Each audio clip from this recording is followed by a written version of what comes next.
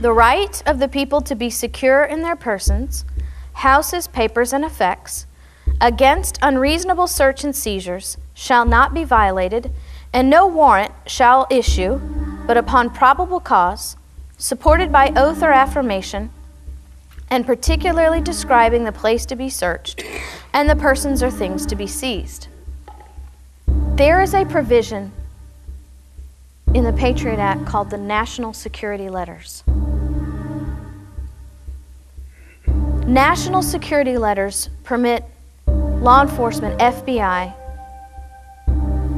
to obtain records of people not suspected of any wrongdoing without a judge or a magistrate or a court order, not even based on suspicion, but based on the principle of relevance, which is even less than suspicion. To compound that, there's a gag order on these national security letters that says, ladies, if you are served with a national security letter and your husband's not home, if you tell him, you will be arrested and federally prosecuted. Worse yet, if you dispute the validity of a national security letter and you want to consult an attorney, you can't, because that gag order covers attorneys. If you consult with an attorney, you will be arrested and federally prosecuted.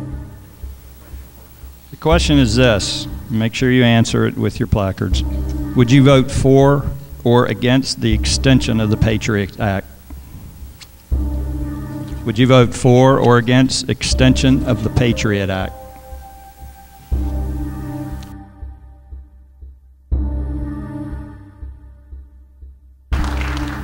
You're right, it is a slippery slope, and there is a tension there between freedom and liberty.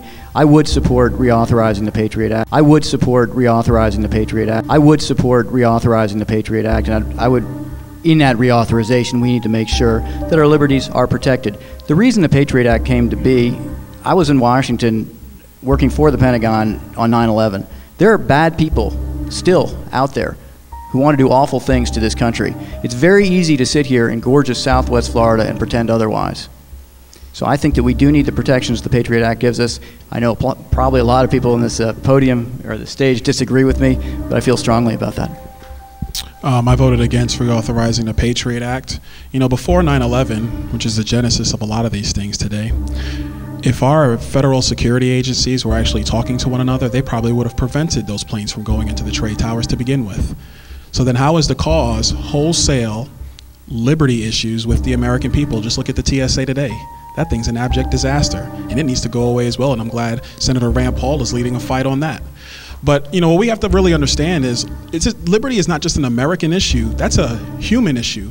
I mean, we only have to look 90 miles south of this state right now and look at the Cuban people.